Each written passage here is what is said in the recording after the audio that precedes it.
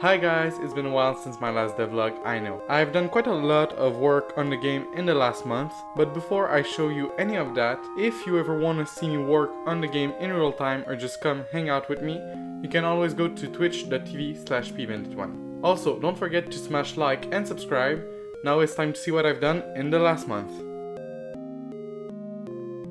So, in the last video, I didn't know what game I'd be making for the next few months. Since then, my teammates and I had to prepare documents and an oral presentation to explain it to our teacher and our classmates. I can finally tell you that it's going to be a survival/research management game about time traveling. The present time is going to be a post-apocalyptic wasteland, and the past is going to be the same region right before the apocalypse. You'll be able to time travel using some batteries that you'll either find in the present or craft with materials that you'd have collected in the past. Your goals are going to be to find out what happened in the past and prevent it from happening. Obviously, we didn't have a lot of time to figure out all of the lore, but we'll eventually work on it. For the visuals, we're taking inspiration from Lethal Company. We want a really dark and oppressing ambience. Since this is still an evaluation for school, we're more focused on the code than all of the rest. The visuals you'll see in my video will probably not look as good as the final product. Hey, editor me. You wrote procedural with 2 C's again, and Genetrian. Please write it correctly. Here you go, much better.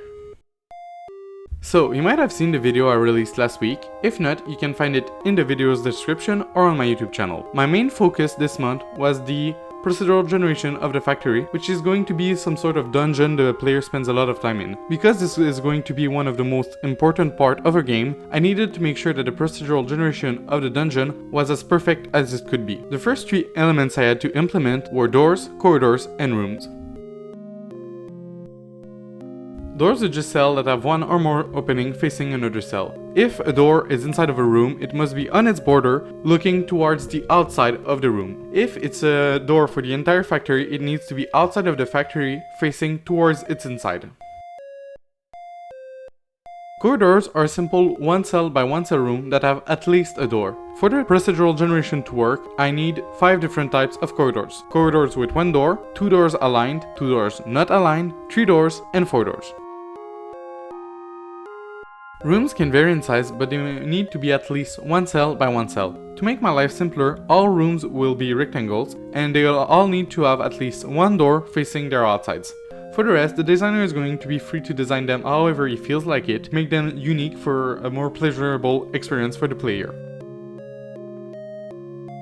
The factory is more complex than the rest of the components I have already shown. It takes in the list of rooms that must be placed inside of the factory to make the game completable, the list of rooms that could be added inside of the factory to make it more interesting and more unique each time the player starts a new game, and also the list of all the corridors to connect the rooms together. You can then give it a certain size, the minimum and the maximum amount of extra rooms to put in, and the % of corridors to keep. Finally, it takes in its own doors. The seed and all other values underneath are all used for debugging and will be removed once the game is completed.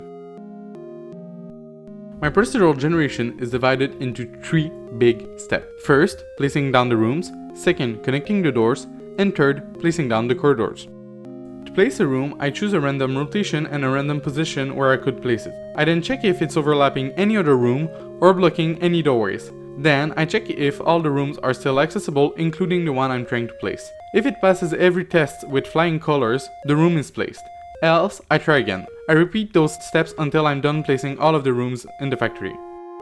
To connect the rooms, I create what's called a mesh with all the doors. For that, I need to do something called the Lunari's triangulation. After that, I remove all edges connecting the same room together. I then find what's called the minimum spanning tree to make sure that all the doors will have at least 1 corridor connecting them. I then add a random number of corridors to make the factory feel just a bit more like a maze.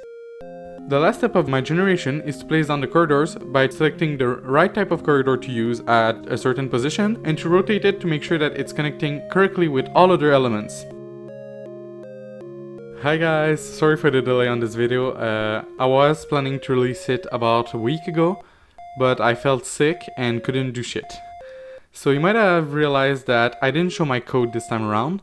Last video I saw that the watch time plummeted after I started showing my code. Still, I'd like my channel to be code oriented as well as game development oriented. So going forward, the devlogs will be separated into 2 videos, one that will show the code and explain it, and one that will basically be an overview of all the code. The other video is going to be delayed. As I said, I was sick, so all my schedule is kind of messed up. But yeah, tell me in the comments how you feel about this way of making videos, and we'll see you guys another time. Ciao!